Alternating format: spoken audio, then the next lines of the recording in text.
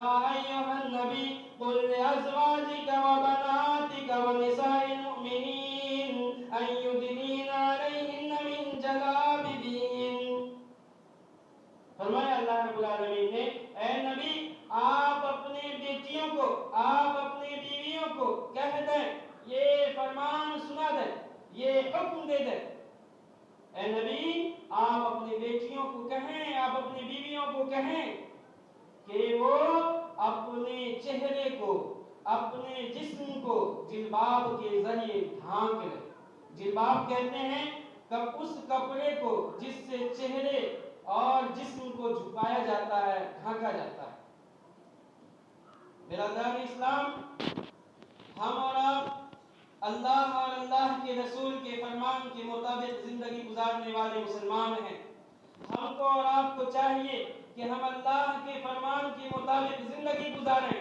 میری ماں اور بہنوں، آپ کا مقام چونکہ واضح ہے اور اللہ نے آپ کو کہا وَقَرْنَ فِي بُيُوتِكُنَّ وَلَا تَبَرَّجْنَ تَبَرُّجَ الْجَاهِلِيَّةِ الْأُولَىٰ، کہ آپ اپنے گھروں میں رہیں اور زمانہ جاہلیت کی طرح اپنے آپ کو ظاہر نہ کریں، اپنے آپ کو بے پردہ نہ کریں اور پردے میں رہیں. اللہ نے آپ کی وقار کو پردے میں رکھا.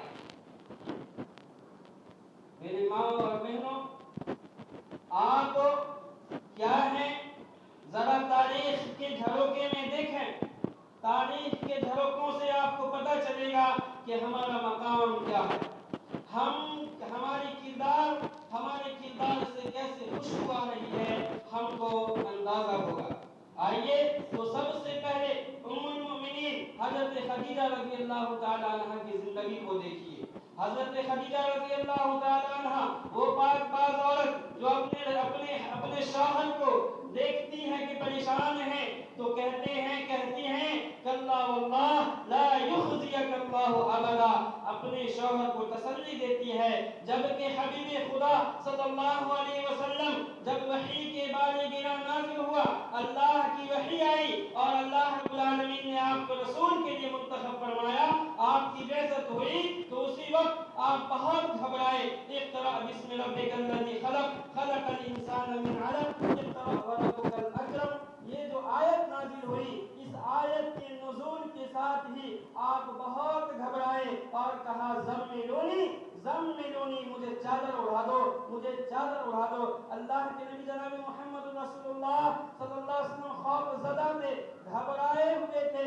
آئے اور آ کر کے اس طرح کی بات کہا تو آپ کی بیوی نے کہا کہ ہرگز نہیں، آپ انک لتصل الرحم وتقرع الضیف وتعین علی نوائب الحق، کہ آپ تو وہ ہیں جو رشتہ داری کو جوڑتے ہیں، مہمان نوازی کرتے ہیں، آپ یتیموں، مسکینوں، بیواؤں اور بے سہاروں کی مدد کرتے ہیں. اللہ آپ کو کیسے رسوا کر دے گا؟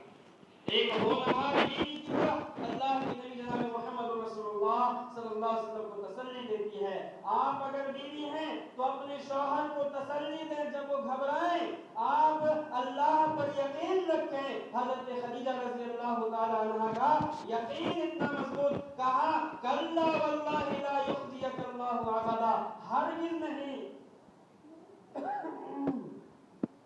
ایسا ہو ہی نہیں سکتا ہے کہ اللہ رب العالمین آپ کو نقصان کر دے، آپ کو برباد کر دے، آپ کو خسارے میں ڈال دے. آپ کو اللہ رب العالمین ایسا ہو ہی نہیں سکتا ہے کہ آپ نقصان اٹھانے والوں میں سے ہو جائیں.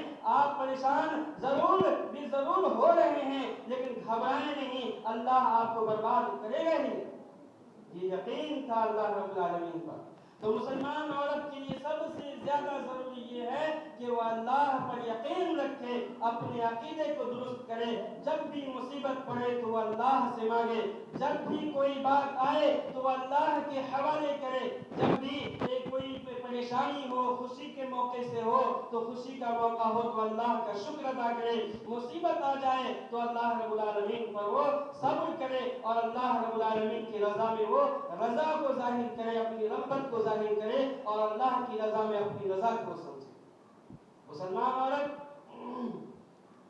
ایک ماں، ایک بیٹی، ایک بہن ایسی ہونی چاہیے बहू बेटी इस तरह से होनी चाहिए जैसे कि अल्लाह के नबी जनाब मोहम्मद रसूलुल्लाह सल्लल्लाहु अलैहि वसल्लम की प्यारी बेटी थी हजरत फातिमा रज़ियल्लाहु ताला अन्हा। कैसी बेटी थी, अल्लाहु अकबर। शौहर से किसी बात में ना इत्तेफाकी हो गई, किसी बात में अनबन हो गई, हजरत अली रज़ियल्लाहु ताला अन्हु आ करके मस्जिद नबवी में सो गए, लेट गए। अल्लाह के नबी जनाब मोहम्मद रसूलुल्लाह सल्लल्लाहु अलैहि वसल्लम को इस बात की तबीयत के साथ खबर नहीं है। आप अपने दामाद की देखभाल, आप अपने दामाद की ज़ियारत के लिए गए, देखा कि दामाद मस्जिद नबी में लेट रहे हैं, सो रहे हैं।